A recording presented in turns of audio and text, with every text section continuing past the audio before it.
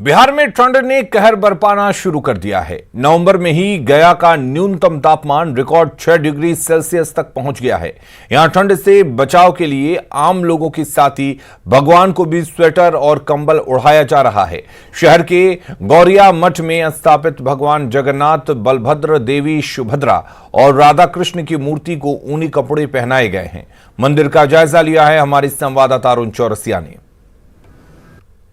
गया का न्यूनतम तापमान 6 डिग्री तक पहुंच गया है और इस न्यूनतम तापमान जो है नवंबर माह में अभी तक का कई सालों का रिकॉर्ड है। कम तापमान होने की वजह से लोगों पर ठंड का असर हो रहा है, वहीं इस ठंड से भगवान को भी बचाने की कोशिश हो रही है। इस समय आप लोग देख सकते हैं कि हम लोग गौरिया मठ में हैं, जहां अलग अलग भगवान की तस्वीर लगी हुई है और इस तस्वीर जो भी यहाँ मूर्ति लगाई गई है उसको ऊनी कपड़ों से ढका गया है, चाहे चादर हो, टोपी हो या अन्य जो कपड़े हैं। हमारे साथ यहाँ के पुजारी हैं, उनसे बात करते हैं। अच्छा बताइए, ठंड में कैसे बचाव करते हैं भगवान? ये जो हमारे गौड़िया मठ में ये जगन्नाथ जी, बलदेव जी, सुभद्रा मैया और राधा कृष्ण चैतन्य महाप्रभु का सेवा पूजा चलता है, विग्रह है मंदिर में। तो ये मंदिर में जब से हो प्रतिष्ठा हुआ तो उसी समय से ऐसा ही सेवा पूजा चले आ रहा है कि जब सर्दी का समय होता है तो हम लोग का जैसे ठंडी महसूस होता है, ऐसा ही भगवान का भी ठंडी महसूस होता है। इस भाव से हम लोग श्रद्धा भक्ति पूर्वक भगवान को शाल, कंबल, स्वेटर, टोपी, जराब ये सब पहनाता है। गर्म चीज़ भोग लगाया जाएगा सर्दी के समय। क्या क्या भोग क्या लगाया जाएगा? जैसा रोटी, सब्जी, तिलकुट, गर्म दूध, गर्म पानी से अभिषेक किया जाता है।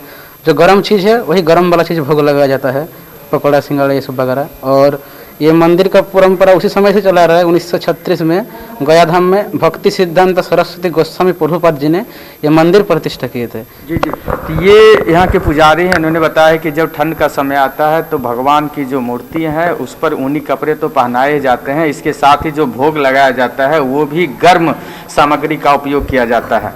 सहयोगी विपिन के साथ अरुण चौरसिया, न्यूज़ 18 गया।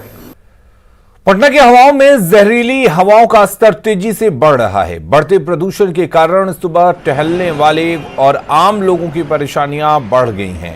पटना में सुबह में एयर क्वालिटी इंडेक्स 322 पहुंच गया है।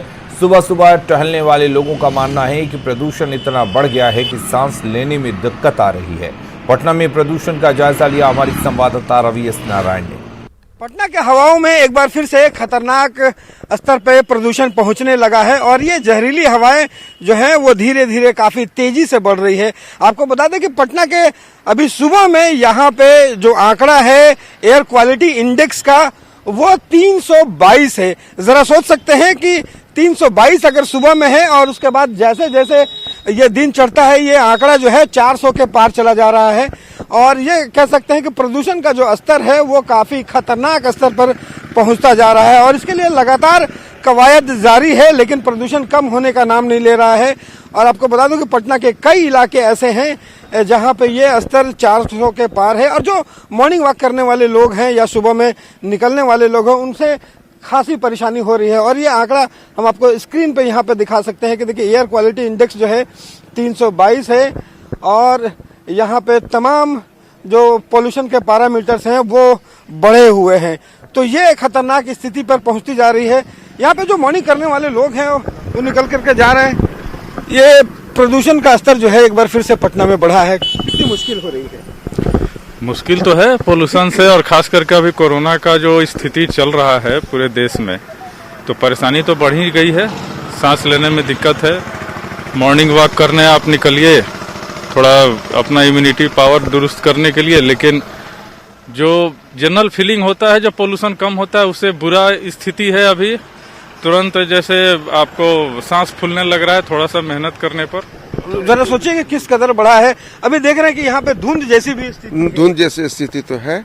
और एक तो सबसे सरप्राइजिंगली बात है कि ये एरिया जो कि काफी ग्रीनरी है, यहाँ ये स्थिति है, तो और शहर की क्या स्थिति होगी इस पर तो खैर ध्यान देने की आवश्यकता है। मॉर्निंग वॉक के लिए निकले, कितनी मुश्किल आ रही है? बहुत दिक्कत आ रही है। खास करके हम लोग तो वॉक के साथ दौड़ते भी हैं, थोड़ा हल्का फुल्का दौड़ते भी हैं। दौड़ने में तो ऐसा लगता है कि नॉर्मल से थोड़ा सा ज्यादा दिक्कत हो रहा है अभी। तो यहाँ पे प्रदूषण ने लोगों की परेशानियां जो हैं वो बढ़ा दी हैं। जरूरत इस बात की है कि जल्द से जल्द इस पर ठोस काम शुरू किया जाए ताकि प्रदूषण के बढ़ते स्तर से निजात पाई जा सके। कैमरा पर्सन मनीष जुनेजा के साथ रवि एस नारायण, न्यूज़ 18 पटना।